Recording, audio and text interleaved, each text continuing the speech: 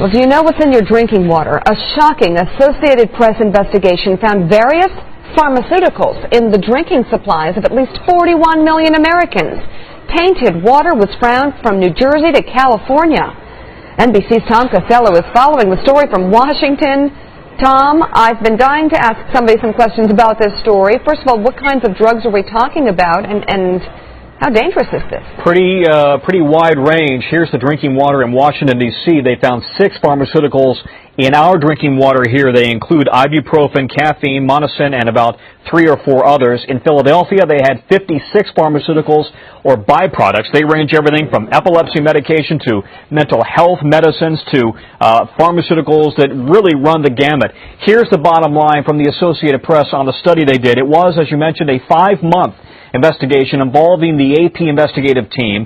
50 major cities in 50 states were looked at, and drugs were found in the water of 24 major cities. We're talking 41 million Americans here who drink that water. So what's in the water? Everything from acetaminophen and ibuprofen to mood stabilizers, antibiotics, angina, heart, as well as cholesterol drugs, and even sex hormones. The trouble here, Meek, is that the federal government does not test specifically for pharmaceuticals in the water. And in fact, there is no way to scrub water that is in a treatment plant for pharmaceuticals. And so now we have a situation where states and cities across the country are just starting to realize that there are the remnants of pharmaceuticals in the drinking water. All of that said, we should emphasize, we're talking here about parts per billion or trillion, really minute traces of pharmaceuticals that are in the water. And you say, well, how did it get there? Well, without getting too graphic, all of us who take medication for one thing or another, we don't absorb all of it. It is excreted. It gets into the sewage system, into the water treatment plants. And then, because water treatment plants can't scrub it all out, if any of it, it just kind of dilutes on into the water system. Sometimes it gets into the water table, into wildlife, and then into reservoirs. It goes back into the water treatment site, into the water treatment plants. I wonder if there's going to be, long-term study about effects of this down the road. And, but I guess initially, Tom, the question I'm sure you're asking today is there anything the government can do about this? Yeah, and the EPA says it's concerned about it, but we don't yet know, and water treatment utility plants say they are convinced that there is no immediate threat to anybody out there.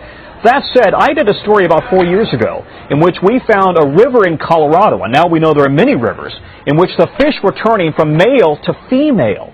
And the reason was because there was too much estrogen in the water. The natural female hormone was literally turning male fish into female fish, and the thinking was that this is a canary in a coal mine.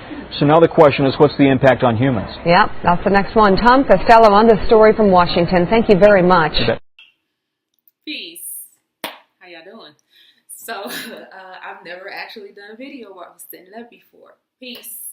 It's me again. I just wanted to really quickly show you guys a couple of things that I do every day to kind of supplement my vegan diet. And this is all stuff that doesn't really require a lot. It's very easy to do, and if you do this routinely, you'll notice a big difference in your skin and a big difference in your body.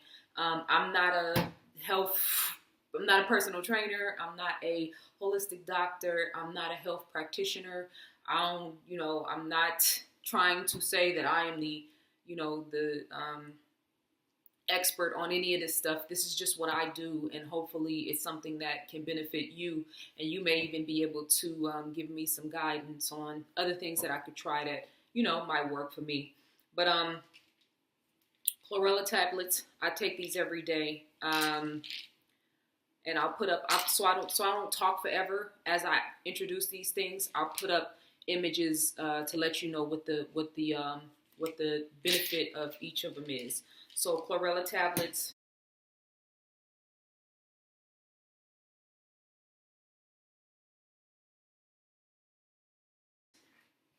This is a 2-part cleanser, a 30-day cleanse, basically to clean your digestive system, a multi-herb digestion and support, and then multi-fiber colon cleanse.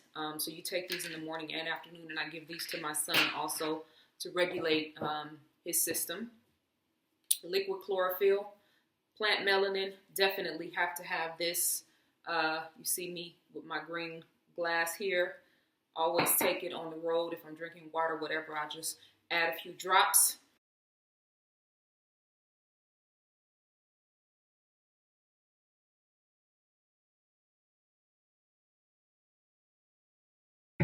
They call it a body deodorizer. Life's Fortune multivitamin and mineral all natural energy source.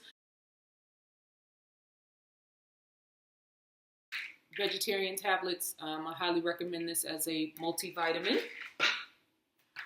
And then I make smoothies every day for myself as well as for my son. And I think that smoothies are a great way to get the your body's nutrition in line with where it needs to be. I was gonna do a show you a video of me doing a smoothie, but I'm not gonna do that. I'm just gonna show you the things that I actually put in my smoothies. Maca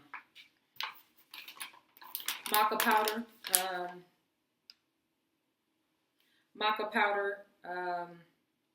Known for balancing hormones and increasing fertility and libido in both men and women. Enhances strength and endurance, and I use this one more than anything. Sunfoods.com is a really good place to get a lot of this stuff from if you don't have a Whole Foods or somewhere local where you can purchase it at. Moringa powder, of course, for smoothies.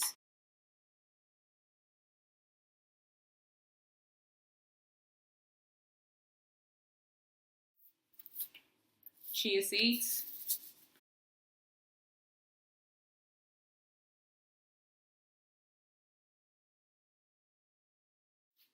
Hemp seeds.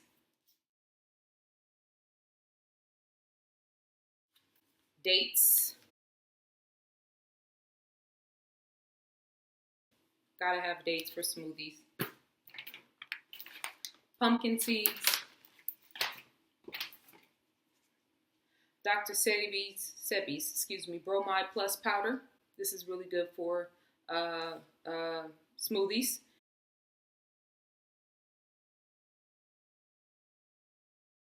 And he has a recipe on the top. And bentonite clay, like I always talk about, Living Clay Co. is where I get mine from because it's topical and internal as well. But this is really good. And then oats.